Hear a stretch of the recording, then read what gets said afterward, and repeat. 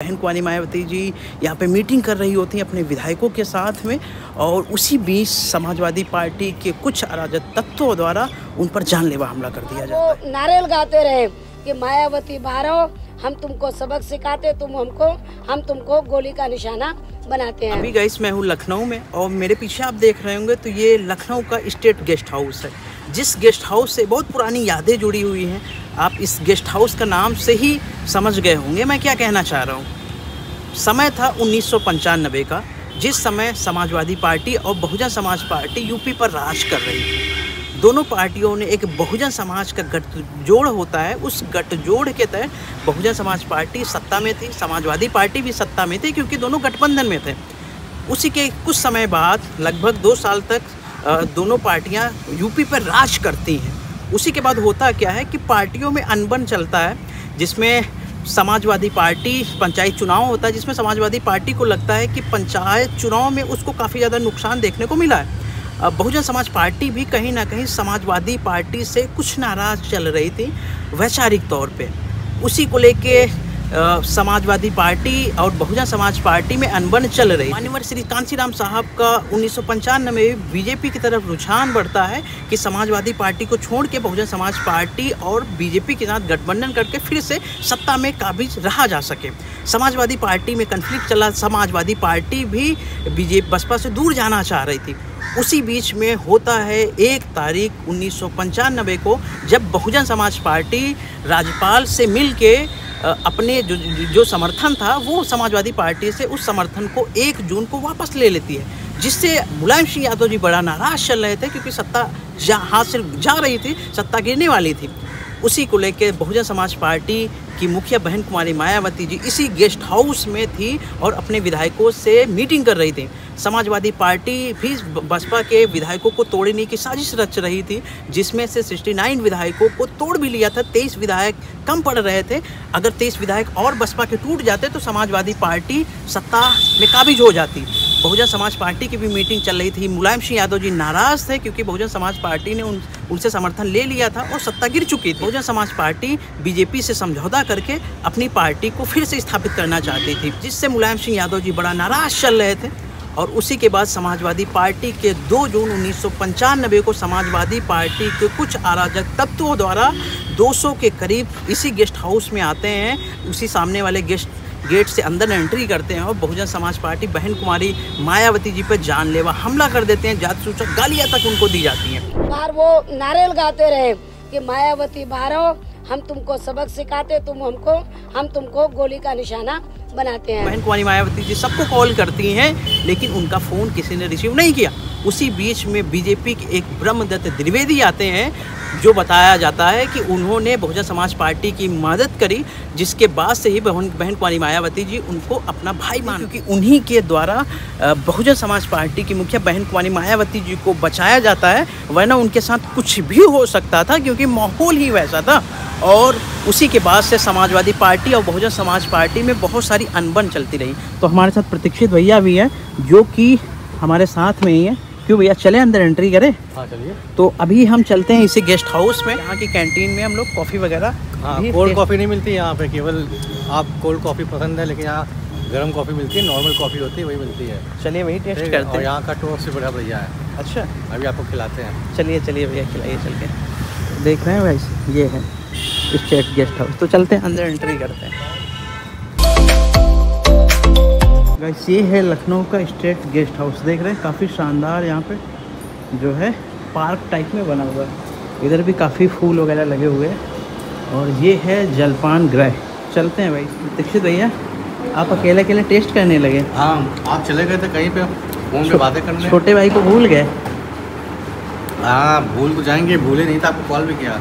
अच्छा, कॉल किया था? हाँ चलिए भाई, चलिए आपकी चाय कॉफ़ी आ गई है। अरे ठीक है भाई साहब, कॉफ़ी को टेस्ट करते हैं। और ये वही गेस्ट हाउस है ताकि साझेदार समाजवादी पार्टी के कुछ अराजक तत्वों द्वारा 200 से 300 लोगों द्वारा बहन कुंवारी मायावती जी यहाँ पे मीटिंग कर रही होती हैं अपने विधायकों के साथ में, और उसी बीच समाजवादी पार्टी के कुछ अराजक तत्वों द्वारा उन पर जानलेवा हमला कर दिया जाता है। उन पर जानलेवा हमला किया जाता है। और यहाँ तक ही नहीं, उनको जाति सूचक गाली भद्दी गाली दी जाती है। तो मैं उसी गेस्ट हाउस में हूँ। और प्रतीक्षित भैया क्या हाल चाल है? ठीक है। काफ़ी दिन के बाद आपसे भेंट हुई है। नहीं, अब तो फिर भी काफ़ी हो जाती है, बीच बीच में भेंट हो जाती थी। पहले तो साल में 1-2 बार ही होती थी। सही। अब आप यहाँ पे कैंपस में आ गए हैं हमारे घर के पास में, तो थोड़ा सा ठीक रहता है, आपसे बीच बीच में मुलाकात हो जाती है। हालांकि आप अभी कुछ एग्ज़ाम चल रहे थे आपके, तो इसलिए बीच में गैप हो गया। हाँ, गैप हो गया, लेकिन अब हम लोग का मुलाकात अब कैसे देखते हैं प्रतीक्षित भैया? इस समय हम लोग जो है उसी स्टेट गेस्ट हाउस में हैं, जिस गेस्ट हाउस में 2 जून 1995 को एक बड़ी घटना होती है। राजनीतिक तौर पे एक धब्बा लग जाता है। हाँ। और वो धब्बा खासकर समाजवादी पार्टी और बसपा को लेके जो बहुत कुछ चल रहा था, उसको लेके वर्तमान समय में भी चीज़ें सामने आती रहती हैं। सत्ता पक्ष हो या विपक्ष हो, हाँ। या आपस में टकराव बनी रहती है। हाँ, इस जो 2 जून 1995 का जो इंसिडेंट है, वो एक काफ़ी ज़्यादा हिस्टोरिक इंसिडेंट बन गया है अनफॉर्चुनेटली बहुत। उसके बाद जो है जो हिंसा हुई थी यहाँ पे जो साजिश हुई थी, उसके बाद जो है मायावती जी के लिए एक बहुत ही ऐतिहासिक दिन हुआ। 2 जून के बाद 3 जून को वो पहली बार चीफ मिनिस्टर बनी थी, तो बीजेपी के सपोर्ट से। तो वो काफ़ी एक यहाँ पे जो गेस्ट हाउस कांड हुआ था, उसके बाद जो हुआ था, वो काफ़ी ऐतिहासिक पल था। और ये जो गेस्ट हाउस कांड हुआ था, वो उस दिन एक काला दिन था, लेकिन उसके बाद जो है हमने देखा कि एक ऐतिहासिक दिन हुआ। और जो गेस्ट हाउस कांड हुआ था, उसके बारे में कई तरह के वर्जन्स हैं, कुछ लोगों के अलग। अब जब सपा बसपा का गठबंधन चल रहा था, उस समय कई बसपा वाले कह रहे थे कि नहीं, कुछ ऐसा नहीं है, कोई सपा वालों ने कोई हिंसा नहीं की थी, और ये बस वो बीजेपी वाले थे। और वो जो क्या कहते हैं, ब्रह्मदत्त द्विवेदी थे, जिनका नाम बीजेपी वाले लेते हैं, कहते हैं कि उन्होंने बचाया था। ऐसा कुछ नहीं, उन्होंने कुछ नहीं बचाया था, ये सब भाजपा की ही चाल थी। अच्छा। तो ये इस तरह का कई दो तरह के नैरेटिव हैं। अभी बसपा वाले खुद ही कह रहे थे कि नहीं, ऐसा नहीं है। तो अब जो है किस तरह का था, अब तो क्या सच्चाई थी? हालांकि जो नैरेटिव है वो तो यही है कि जो सपा वालों ने हिंसा कराई थी। हालांकि जब मैंने वहाँ पे, अब मैं ये चैन सुख भारती जो थे, वो भी यहीं पे थे उस दिन, मैंने उसका इंटरव्यू लिया था। तो वो भी यही वो उनका जो था कहना, वो भी यही कह रहे थे कि जो है इन्होंने बंद करवा दी थी, लाइटें बंद करवा दी थी। किसने बंद करा दिया था? जो मुलायम सिंह ने, सरकार उसमें मुलायम सिंह की। अच्छा। तो उस दिन, और जो है यहाँ पे सब क्या कहते हैं, सब जगह अपनी घेराबंदी कर ली थी। वहाँ पे कुछ लोग आए थे। हाँ, तो इस तरह का था। अभी मैं आपको दिखाता हूँ वो कमरा 1 नंबर, जहाँ पे बहन जी दिन रहे। तो अगर आप सामने देखेंगे तो ये रूम नंबर 1 है, जिस रूम में बता दें कि लोगों का मानना था कि बहन कुमारी मायावती जी इसी रूम में बैठी हुई थी जब ये घटना हो रही थी। और ये वो गैलरी है, इसी कमरे से बहन कुमारी मायावती जी सबको कॉल कर रही थी और किसी ने भी फ़ोन रिसीव नहीं किया। हम आपको वो रूम भी दिखाने वाले थे, लेकिन काफ़ी ज़्यादा सिक्योरिटी पर्पज़ की वजह से भाई साहब वहाँ तक पहुँच नहीं पाया।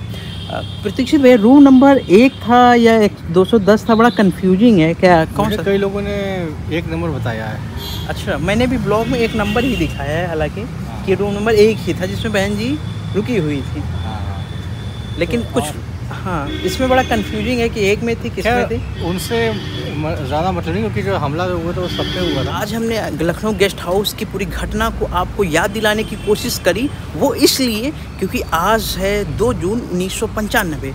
आज के ही दिन ये घटना हुई थी। हमें लगा कि आप लोगों को भी जानना चाहिए कि बहुजन समाज में कहीं ना कहीं अगर आप देखेंगे तो कैसे आपस में लड़ाने की कोशिश की जाती है कि आप लोग आपस में लड़ते रहिए। इसीलिए हमारे महापुरुष भी कहते थे कि फूंक डालो राज करो, कि राजनीति चल रही है, इसको हमको समझना होगा, क्योंकि हम और आप और सभी लोग एक ही परिवार के सदस्य हैं। अगर हम लोग आपस में ही लड़ेंगे तो आने वाली चुनौतियों से कैसे मुकाबला करेंगे, क्योंकि आने वाली चुनौतियाँ तो और भी इससे बड़ी होने वाली है। अगर हम लोग आपस में ही टकराव करते रहेंगे तो फिर हम लोग उस हिसाब से उन्नति नहीं कर पाएंगे जिस हिसाब से हमारे महापुरुष सोचते थे। तो आज का व्लॉग बस यहीं ख़त्म करते हैं, मिलते हैं कल किसी नए व्लॉग से। Take care, bye bye.